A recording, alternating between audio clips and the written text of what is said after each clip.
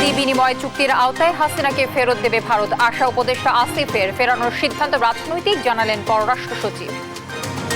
অন্তর্বর্তী সরকার নিয়ে হাসিনার বক্তব্যে সমর্থন নেই ভারতের। সংসদীয় সভায় বিক্রম মিস্ত্রি, দলের সঙ্গে সীমাবদ্ধ নয় ঢাকা দিল্লির সম্পর্ক। নির্বাচিত সরকার ছাড়া চলমান সমস্যার সমাধান চ্যালেঞ্জ হবে বললেন মির্জা ফখরুল। ভারত থেকে অস্থিরতার চেষ্টার অভিযোগ হাফিজের। বাদী জানে না মামলার খবর, বাণিজ্যে লিপ্ত নারায়ণগঞ্জের নজু মেম্বার। গণহত্যার ঘটনায় পলক ও আবুল হাসানকে জিজ্ঞাসাবাদের অনুমতি। জাহিদ মালিক, পলক ও মির্জা আজমের বিরুদ্ধে দুদকের মামলা। সাবেক 5 এমপি ও তাদের পরিবারের বিদেশ যাত্রায় নিষেধাজ্ঞা। এবং আয়নাঘরের অস্তিত্ব স্বীকার করলেন মহাপরিচালক। নির্যাতন হত্যার ঘটনায় ক্ষমা প্রার্থনা, র্যাব বিলুপ্তির সিদ্ধান্ত এলে মানা হবে। র্যাবে যে আয়নাঘরের যে বিষয়টা এসেছে সেটা আপনার এটা তো ছিল, আছে, এবং কমিশন আমাদেরকে নির্দেশ দিয়েছেন যে যা অবস্থায় আছে ওই অবস্থায় রাখার জন্য। আদালত এবং আইনের যে নির্দেশ সেটা আমরা মানতে বাধ্য। দর্শক, সংবাদ সন্ধ্যায় শুনছিলেন একেএসটিএন টিভার সংবাদ শিরোনামগুলো। সঙ্গে রয়েছে আমি তানজিয়া যুদ্ধি। এবার বিস্তারিত। বন্দি বিনিময়ের চুক্তির আওতায় যথাসময়ে শেখ হাসিনাকে ভারত ফেরত দেবে বলে আশা করছেন স্থানীয় সরকার উপদেষ্টা আসিফ মাহমুদ সজীব ভূঁইয়া। দেশটিতে বসে বিদ্বেষমূলক বক্তব্য দেয়া থেকে বিরত রাখতে ভারত সরকার ব্যবস্থা নেবে বলেই মনে করেন তিনি। এদিকে সাবেক প্রধানমন্ত্রী শেখ হাসিনাকে দেশে ফেরানোর বিষয়টি আন্তঃমন্ত্রণালয় এবং রাজনৈতিক সিদ্ধান্ত বলে জানান পররাষ্ট্র সচিব জসিমউদ্দিন। নিয়াজ মোর্শেদকে সঙ্গে নিয়ে জান্নাতুল মোহনার প্রতিবেদন। 5 আগস্টের পর ভারত বাংলাদেশ সম্পর্কে টানাপোড়েনের লাগাম টানতে 9 ডিসেম্বর একদিনের সফরে ঢাকায় আসেন ভারতের পররাষ্ট্র সচিব বিক্রম মিস্ত্রি। তার এই সফর দুই দেশের সম্পর্ক পুনর্মূল্যায়ন ও নতুন যাত্রা শুরু বলে মন্তব্য করেছেন পরিবেশ উপদেষ্টা। ভারতের সাথে তাদের যে পররাষ্ট্র সচিব এসেছিলেন সেখানে সম্পর্কটা পুনর্মূল্যায়নের এবং নতুন করে যাত্রা শুরুর একটা প্রক্রিয়া শুরু হয়েছে। ভারতে বসে সাবেক প্রধানমন্ত্রী শেখ হাসিনার বক্তব্য দেওয়া বন্ধে দেশটির সরকার ব্যবস্থা নেবে বলে মনে করেন স্থানীয় সরকার উপদেষ্টা। বন্দি বিনিময় চুক্তির আওতায় ভারত তাকে ফেরত দেবে বলে আশাও জানান তিনি। ভারতের পররাষ্ট্র সচিবকে বলা হয়েছে এবং তিনি সেটা ভারতে উত্থাপন করেছেন। আমরা আশা করি যে ধরনের কোনো বিদ্বেষমূলক বক্তব্য প্রচারে ভারত তাকে বাধা দেবে এবং যথাসময়ে বাংলাদেশের সাথে ভারতের যে বন্দি বিনিময় ট্রিটি আছে সেই ট্রিটি অনুযায়ী তাকে বাংলাদেশে ফেরত দেওয়া হবে। এদিকে তিমুর লেস্তে রাষ্ট্রপতির আগমন নিয়ে এক ব্রিফিংয়ে পররাষ্ট্র সচিব জানান শেখ হাসিনাকে কবে ফিরিয়ে আনা হবে সে সিদ্ধান্ত রাজনৈতিক। এটা আন্তঃমন্ত্রণালয় বিষয়ক একটা বিষয় এবং এটা একটি রাজনৈতিক সিদ্ধান্তের বিষয়, এবং পররাষ্ট্র মন্ত্রণালয়ে যখন এই অনুরোধ আসবে তখন আমরা তার পরবর্তী প্রক্রিয়াটা শুরু করব। ভারতে আটক বাংলাদেশি নাবিকদের ফিরিয়ে আনতে ব্যবস্থা নেওয়ার কথাও জানান পররাষ্ট্র সচিব। জান্নাতুল মোহনা, দেশ টিভি, ঢাকা। শেখ হাসিনার কোনো বক্তব্যকেই সমর্থন করে না ভারত। দেশটির পররাষ্ট্র মন্ত্রণালয়ের সংসদীয় স্থায়ী কমিটিকে এ কথা জানান ভারতের পররাষ্ট্র সচিব বিক্রম মিস্ত্রি। বলেন, বাংলাদেশের সঙ্গে ভারতের সম্পর্ক কেবল একটি রাজনৈতিক দল বা সরকারের মধ্যে সীমাবদ্ধ নয় বলেও জানান পররাষ্ট্র সচিব। লুৎফর কবিরের রিপোর্টে আমরা বিস্তারিত জানব। গেল 9 ডিসেম্বর ভারতের পররাষ্ট্র সচিব বিক্রম মিস্ত্রির নেতৃত্বে প্রতিনিধি দল ঢাকা ছাড়েন। সেই সফর নিয়ে কংগ্রেস নেতা ও লোকসভার বিরোধী নেতা শশী থারুর নেতৃত্বে বুধবার নয়াদিল্লির অ্যানেক্স ভবনে বৈঠক হয়। দুদেশের চলমান সংকট নিয়ে ঢাকায় অন্তর্বর্তী সরকারের সঙ্গে তার যে আলোচনা হয়েছে এবং ভারতের অবস্থান কি তা তুলে ধরেন বৈঠকে। ভারতে বসে শেখ হাসিনা বিবৃতি ও আপত্তিকর মন্তব্য করে যাচ্ছেন, এ বিষয়ে মিস্ত্রি বলেন তার বক্তব্যকে কোনোভাবেই সমর্থন করে না নয়াদিল্লি। বাংলাদেশের অন্তর্বর্তী সরকার নিয়ে ক্ষমতাচ্যুত প্রধানমন্ত্রী শেখ হাসিনার সমালোচনা ভারত সমর্থন করে না। এসব নিয়ে দুদেশের সম্পর্কে অস্বস্তিকর পরিস্থিতি রয়েছে। শেখ হাসিনা তার মন্তব্যের জন্য ব্যক্তিগত যোগাযোগ ডিভাইস ব্যবহার করছেন। এ সংক্রান্ত তাকে কোনো প্ল্যাটফর্ম বা সুযোগ সুবিধা দেওয়া হয়নি, যা দিয়ে ভারতের ভূখণ্ডে বসে রাজনৈতিক কর্মকাণ্ড চালাতে পারেন। বৈঠকে পররাষ্ট্র সচিব মিস্ত্রি আরও বলেন, ঢাকায় সফরকালে তিনি অন্তর্বর্তী সরকারকে জানিয়েছেন বাংলাদেশের সঙ্গে ভারতের সম্পর্ক কোনো একক রাজনৈতিক দল বা একটি সরকারের মধ্যে সীমাবদ্ধ নয়। বাংলাদেশের জনগণের সঙ্গে সম্পর্ককে গুরুত্ব দিয়ে থাকে নয়াদিল্লি। ব্রিফিংয়ে উপস্থিত ছিলেন ভারতের প্রায় 22 জন সংসদ সদস্য। পররাষ্ট্র সচিব তাদের জানান, বাংলাদেশের সংখ্যালঘু সম্প্রদায়ের উপর সহিংসতার যে অভিযোগ ছিল তাতে উদ্বিগ্ন ভারত, যদিও সহিংসতার ঘটনায় অনেকে গ্রেফতার হয়েছেন। বিষয়টিকে ইতিবাচকভাবেই দেখছে নয়াদিল্লি। কিছু গণমাধ্যমে মিথ্যা তথ্য ছড়ানো হচ্ছে বলেও তুলে ধরেন ভারতের পররাষ্ট্র সচিব। লুৎফর কবির, নিউজ ডেস্ক, দেশ টিভি। দেশে যেসব সমস্যা সৃষ্টি হয়েছে তা নির্বাচিত সরকার ছাড়া সমাধান করা চ্যালেঞ্জিং বলে মন্তব্য করেছেন বিএনপি মহাসচিব মির্জা ফখরুল ইসলাম আলমগীর। যুক্তরাজ্য থেকে দেশে ফিরে শাহজালাল বিমানবন্দরে বলেন, জনগণের বিজয়কে ফলপ্রসূ করতে দলের ভারপ্রাপ্ত চেয়ারম্যানের পক্ষ থেকে সবাইকে ধৈর্য ধরার আহ্বান জানানো হয়। আর শেখ হাসিনা ভারতে বসে দেশকে অস্থিতিশীল করার চেষ্টা করছেন এমন অভিযোগে করে দলটির স্থায়ী কমিটির সদস্য হাফিজ উদ্দিন আহমেদ বলেন, ভারত যুদ্ধ শুরু করলে তা ভারতে গিয়েই শেষ হবে। সাইফুল রিপনের প্রতিবেদন। পতিত স্বৈরাচারের পৃষ্ঠপোষক ভারত ও দেশটির গণমাধ্যমে বাংলাদেশের বিরুদ্ধে অপপ্রচার ও ষড়যন্ত্রের প্রতিবাদে জাতীয় প্রেস ক্লাবে আলোচনা সভা করে জাতীয়তাবাদী মুক্তিযোদ্ধা দল। শেখ হাসিনার চোখে বাংলাদেশকে দেখার দৃষ্টিভঙ্গি পরিবর্তন না করা পর্যন্ত ভারতের সঙ্গে বাংলাদেশের সম্পর্ক কখনো স্বাভাবিক হবে না। দলের স্থায়ী কমিটির সদস্য হাফিজ উদ্দিন আহমদ বলেন, ৭১-এর মুক্তিযুদ্ধকে পাক ভারত যুদ্ধ দেখাতেই আত্মসমর্পণের আনুষ্ঠানিকতায় মুক্তিবাহিনীর প্রধানদের মর্যাদা দেয়নি ভারত। দাবি করেন, দেশকে কখনো ভারতের অধীন হতে দেয়া হবে না। মুক্তিবাহিনীর যিনি প্রতিনিধি সেই সারেন্ডার সেরিমনিতে তিনিও হওয়া উচিত ছিল প্রধান ব্যক্তি। তার দুপাশে, এক পাশে জেনারেল অরোরা বসবেন, আরেক পাশে নিয়াজি বসবেন এবং তারা সারেন্ডার করবেন মুক্তিবাহিনীর কাছে। এটাই হলে ইতিহাস সঠিকভাবে লিপিবদ্ধ হতো। কিন্তু এটিকে দেখাতে চেয়েছে পাক ভারত যুদ্ধ, এটা যে বাংলাদেশের জনগণের যুদ্ধ, এটি তারা স্বীকার করে নেই। জীবন দেব, কিন্তু এই দেশকে কোনোদিন ভারতের পদানত হতে আমরা দিব না। যুদ্ধ যদি তারা শুরু করে, এই যুদ্ধ আবার তাদের দেশে গিয়েই শেষ হবে। এদিকে যুক্তরাজ্য সফর শেষে বৃহস্পতিবার দেশে ফিরেন বিএনপি মহাসচিব মির্জা ফখরুল ইসলাম আলমগীর। বিমানবন্দরে দলের ভারপ্রাপ্ত চেয়ারম্যানের বার্তা তুলে ধরার পাশাপাশি নানা ইস্যুতে কথা বলেন তিনি। বিশাল বিজয় সূচিত হয়েছে জনগণের। এই বিজয়কে ফলপ্রসূ করতে হলে অবশ্যই সকলকে ধৈর্য ধরে কাজ করতে হবে এবং গণতন্ত্রকে প্রতিষ্ঠা করতে হবে এবং গণতন্ত্রের যেটা প্রথম পদক্ষেপ ফটক, সেই ফটকে যে নির্বাচনের জন্য সকলকে প্রস্তুতি নিতে হবে। ওনার যখন সুযোগ হবে, অর্থাৎ আপনার মামলা মোকদ্দমাগুলো সেশনে চলে আসবে। বর্তমান সংকট সমাধানে নির্বাচনের গুরুত্বও তুলে ধরেন মির্জা ফখরুল ইসলাম আলমগীর। আমরা এখনও বলছি যে আমরা ন্যূনতম সংস্কারগুলো করে নির্বাচন দেওয়ার জন্য, এই জন্যে যে বাংলাদেশে যে সমস্যাগুলো তৈরি হচ্ছে, এই সমস্যাগুলো নির্বাচিত সরকার ছাড়া সমাধান করা বেশ চ্যালেঞ্জিং। রাজনৈতিক দলগুলো অন্তর্বর্তী সরকারকে ব্যর্থ করার চেষ্টা করছে, তথ্য উপদেষ্টার এমন মন্তব্যের সমালোচনাও করেন বিএনপি মহাসচিব। বলেছেন, কি বলেছেন তা জানি না, কিন্তু ওনার এই বক্তব্য এটা রাজনীতি বিরোধী বক্তব্য এবং আমি আশা করি না যে তারা এই ধরনের বক্তব্য রাখবেন, কারণ রাজনৈতিক দলগুলো সবসময়ই এই অন্তর্বর্তী সরকারকে সমর্থন করেছে এবং সমর্থন করার উদ্দেশ্য একটা আছে, সেটা হচ্ছে গণতন্ত্রকে পুনঃপ্রতিষ্ঠা করা। সাইফুল রিপন, দেশ টিভি, ঢাকা।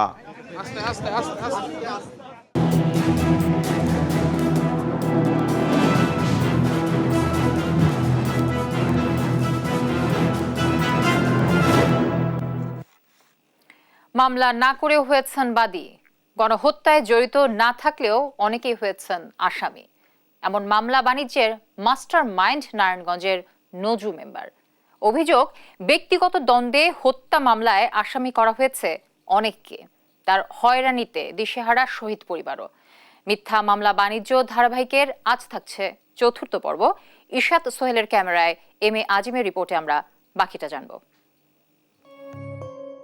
নারায়ণগঞ্জের ফতুল্লায় জুলাই আগস্ট বিপ্লবকে কেন্দ্র করে মিথ্যা মামলা বাণিজ্যে মেতে উঠেছেন নজরুল মাতুব্বর ওরফে নজু মেম্বার। সহযোগিতার আশ্বাস দিয়ে একাধিক শহীদ পরিবারের সদস্যদের এনআইডি আর স্বাক্ষর নিয়ে শত শত মানুষকে করছেন মামলা হয়রানি। তার প্রতারণার অন্যতম শিকার অটোচালক ফয়সাল। নিজের অজান্তেই হয়েছেন হত্যা মামলার বাদী। সহযোগিতার আশ্বাস দিয়ে নজু মেম্বার এনআইডি আর স্বাক্ষর নিয়ে তাকে বাদী করে হত্যা মামলায় ফাঁসিয়েছেন 200-রও বেশি মানুষকে। কাগজপত্র দিলাম, পরে আমরা বলছে যে সহযোগিতা দিয়ে বৈশাখ আমরা সই দিলাম ভাই। পরের দিন শুনি নাকি আমার বাদী বানাইয়া 229 জনের মামলা হয়েছে।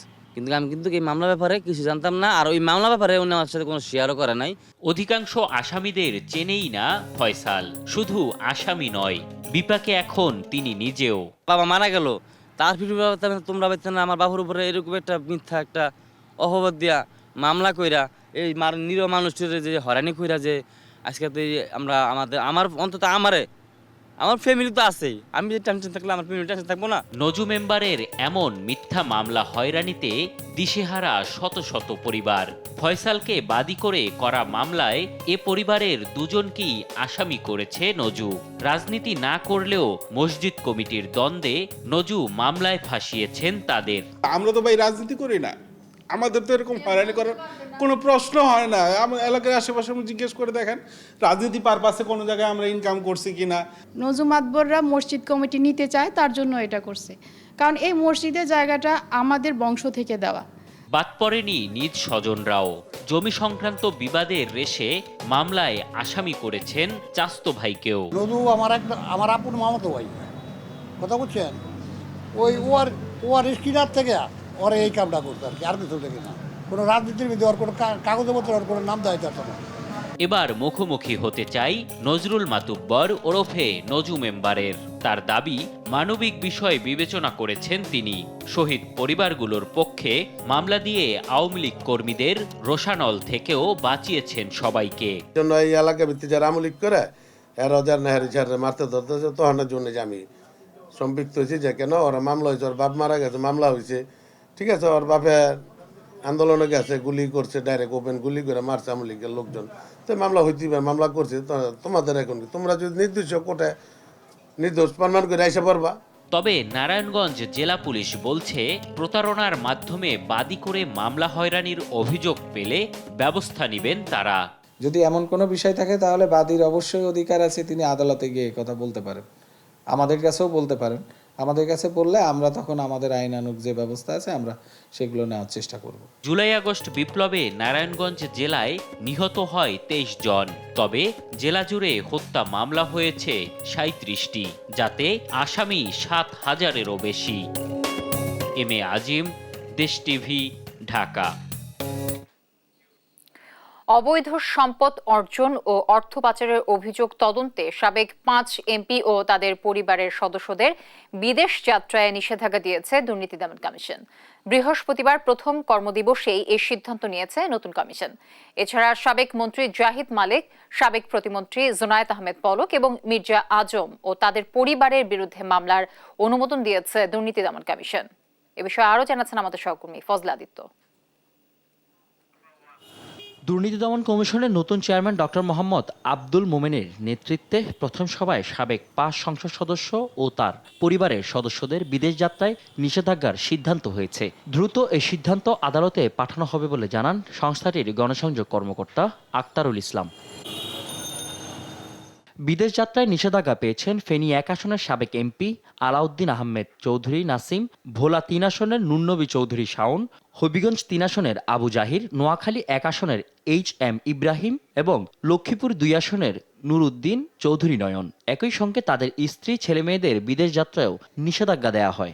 5 জন সংসদ সদস্য এবং তাদের পরিবারের সদস্যদের বিদেশ যাত্রা নিষেধাজ্ঞা প্রদানের সিদ্ধান্ত গৃহীত হয়েছে। যাদের বিরুদ্ধে এই সিদ্ধান্তগুলো গৃহীত তারা হচ্ছেন জনাব আলাউদ্দিন আহমেদ চৌধুরী নাসিম, ফেনী 1, জনাব নুন নবী চৌধুরী শাওন, ভোলা 3, জনাব আবু জাহির হবিগঞ্জ 3, জনাব HM ইব্রাহিম নোয়াখালী 1 এবং জনাব নুরুদ্দিন চৌধুরী নয়ন লক্ষ্মীপুর 2 এবং তাদের পরিবারের সদস্যদের বিদেশ যাত্রা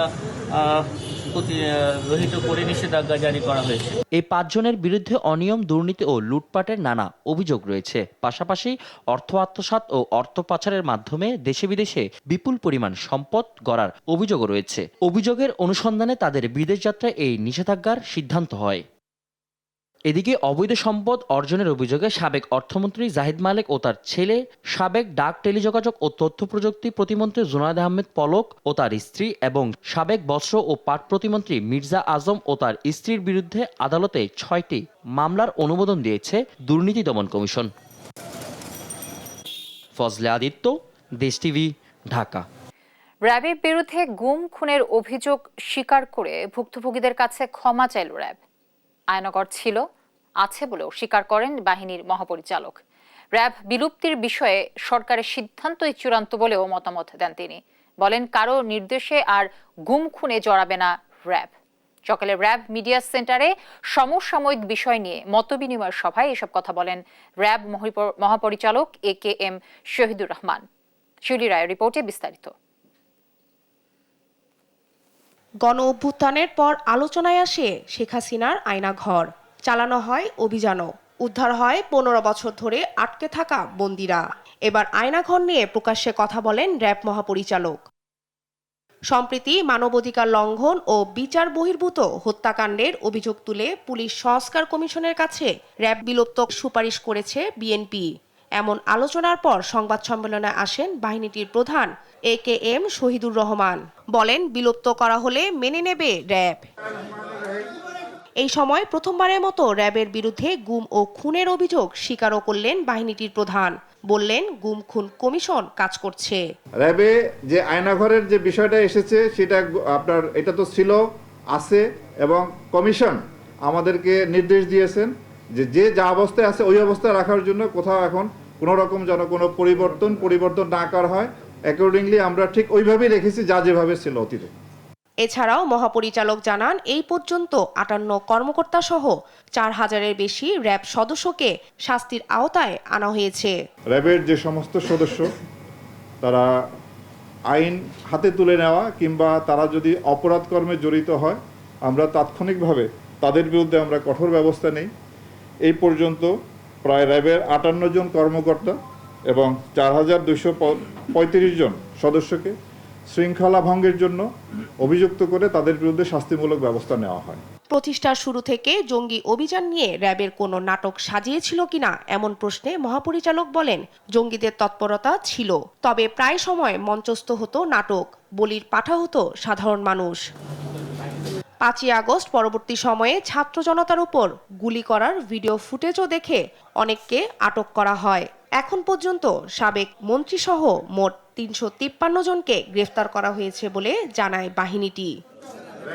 শিউলি রায়, দেশ টিভি, ঢাকা। দেশ টেলিভিশন লিমিটেডের সঙ্গে কর্পোরেট স্বাস্থ্যসেবা চুক্তি করেছে ইনসাফ বারাকা কিডনি অ্যান্ড জেনারেল হাসপাতাল। বৃহস্পতিবার সকালে রাজধানী মৌচাকে দেশ টিভি কনফারেন্স রুমে আনুষ্ঠানিকভাবে এ চুক্তি হয়। অনুষ্ঠানে ইনসাফ বারাকা কিডনি অ্যান্ড জেনারেল হাসপাতালের additional managing director Altaf Hossain, দেশ টেলিভিশন লিমিটেডের বার্তা প্রধান মোহাম্মদ মহিউদ্দিন, প্রধান বার্তা সম্পাদক Faruk Hossain, chief reporter Fakhrul Islam, head of HR admin Idris Ali এবং Insaf Baraka kidney and general হাসপাতালের ডিরেক্টর অধ্যাপক ডক্টর সৈয়দ আফজালুল করিম সহ অন্যান্যরা উপস্থিত ছিলেন। দেশের সার্বভৌমত্ব রক্ষায় দ্রুতই পূর্ণাঙ্গ ঘাঁটিতে রূপান্তরিত হবে বিমান বাহিনীর কক্সবাজার ঘাঁটি। বহরে যুক্ত হবে কমব্যাট হেলিকপ্টার সহ অত্যাধুনিক আকাশযান। যশোরে বাংলাদেশ বিমান বাহিনী একাডেমিতে রাষ্ট্রপতি কুচকাওয়াজে এ কথা বলেন বিমান বাহিনী প্রধান air chief marshal Hasan Mahmud Khan. কুচকাওয়াজের পর 74 জন তরুণ অফিসারকে কমিশন প্রদান করা হয়। আরও জানাচ্ছেন আলিমুজ্জামান সাফওয়ান। শীতের কুয়াশাচ্ছন্ন আকাশ চিরে লাল সবুজের আভা। যশোরে বাংলাদেশ বিমান বাহিনী একাডেমির প্যারেড গ্রাউন্ডের আকাশে শুরু হয় বৈমানিকদের প্রদর্শনী। মুক্তিযুদ্ধের সময় নিম্নমানের 3টি বিমান নিয়ে যাত্রা শুরু করা বিমান বাহিনীর বহরে এখন 4র্থ প্রজন্মের আকাশযান। যদিও বিশ্বের সঙ্গে তাল মেলাতে এখনো প্রয়োজন আরো উন্নত মানের যুদ্ধ বিমান ও প্রতিরক্ষা সরঞ্জাম। মিয়ানমার ও ভারত সীমান্তের আকাশ আরো সুরক্ষিত করতে দ্রুতই কক্সবাজারকে পূর্ণাঙ্গ বিমান ঘাঁটিতে রূপান্তর করা হবে। বিমান বাহিনীতে মাল্টি রোল কমব্যাট এয়ারক্রাফট এবং অ্যাটাক হেলিকপ্টার সহ অন্যান্য প্রয়োজনীয় সরঞ্জামাদি দ্রুত অন্তর্ভুক্তির জন্য আমাদের জোরদার প্রচেষ্টা অব্যাহত রয়েছে। এছাড়াও বাংলাদেশ বিমান বাহিনী ঘাঁটি কক্সবাজারকে একটি পূর্ণাঙ্গ ঘাঁটিতে উন্নীত করার কার্যক্রম চলমান রয়েছে। ৭১-এর পাশাপাশি জুলাই আগস্ট আন্দোলনে শহীদদের প্রতি শ্রদ্ধা জানিয়ে সদ্য কমিশনপ্রাপ্ত অফিসারদের উদ্দেশ্যে তিনি বলেন, দেশের সার্বভৌমত্বের সাথে হতে হবে আপোষহীন। আমার প্রিয় নবীন কর্মকর্তাবৃন্দ, আজকের দিনটি তোমাদের জীবনে অত্যন্ত আনন্দের ও গৌরবের। আজ হতে তোমাদের উপর অর্পিত হচ্ছে দেশ মাতৃকার মহান স্বাধীনতা ও সার্বভৌমত্ব রক্ষার পবিত্র দায়িত্ব। সর্বোচ্চ ত্যাগের বিনিময় হলেও দেশের স্বাধীনতা ও সার্বভৌমত্ব রক্ষাই হবে তোমাদের জীবনের প্রধান ব্রত। 85তম বাফা লং কোর্সে সোর্ড অব অনার ও বিভিন্ন পদক পাওয়া ক্যাডেট অফিসাররাও জানালেন শেষ রক্তবিন্দু দিয়ে দেশ রক্ষার প্রতিশ্রুতি। বাংলাদেশ বিমান বাহিনী একটি ত্রিমাত্রিক পেশাদার, দক্ষ, আধুনিক প্রযুক্তি নির্ভর বাহিনী। এখানে শারীরিক প্রশিক্ষণের পাশাপাশি ক্যাডেটদেরকে শিক্ষাগত যোগ্যতায় প্রশিক্ষিত করে তোলা হয়। এই পেশায় নিজেকে নিয়োজিত করতে পেরে, দেশ ও জাতির সেবা করতে পেরে নিজেকে আমি ধন্য মনে করছি। ভবিষ্যতে আমি দেশের জন্য নিজের শেষ রক্তবিন্দু দিয়ে হলেও চেষ্টা করে যাব। 30 জন জেনারেল ডিউটি পাইলট ও 44 জন গ্রাউন্ড অফিসার সহ 74 জন কমিশন পেয়েছেন এবারের রাষ্ট্রপতি কুচকাওয়াজে। বাংলার আকাশ রাখিব মুক্ত মূল মন্ত্রে উজ্জীবিত হয়ে দেশমাতৃকার যে কোনো প্রয়োজনে এগিয়ে আসবে বিমান বাহিনী। রাষ্ট্রপতি কুচকাওয়াজ 2024 শেষে এমনটাই প্রত্যাশা তরুণ বৈমানিকদের। যশোরের মতিউর রহমান বিমান ঘাঁটি থেকে আলিমুজ্জামান সাফওয়ান, দেশ টিভি। কর্ণফুলী গ্রুপের প্রতিষ্ঠাতা চেয়ারম্যান, ভাষা সৈনিক ও সমাজসেবক হেদায়েত হোসেন চৌধুরীর 10তম মৃত্যুবার্ষিকী পালন করা হয়েছে। রাজধানীর কাকরাইলে কর্ণফুলী গ্রুপের প্রধান কার্যালয়ে এ দোয়া মাহফিল অনুষ্ঠিত হয়। অনুষ্ঠানে কর্ণফুলী গ্রুপের কর্মকর্তা, কর্মচারী, শুভানুধ্যায়ী এবং সমাজের বিশিষ্ট ব্যক্তিরা মরহুমের বিদেহী আত্মার মাগফিরাত কামনা করে বিশেষ মোনাজাতে অংশ নেন। হেদায়েত হোসেন চৌধুরী ছিলেন একজন সফল ব্যবসায়ী, পাশাপাশি শিক্ষানুরাগী ও সমাজসেবক হিসেবেও পরিচিত ছিলেন তিনি।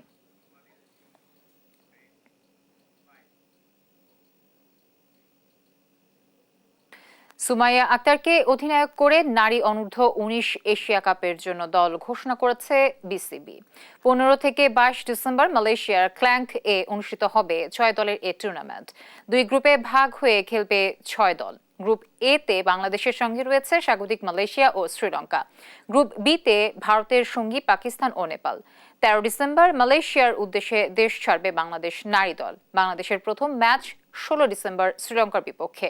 পরদিন স্বাগতিক মালয়েশিয়ার বিপক্ষে মাঠে নামবে সুমাইয়া আক্তারের দল।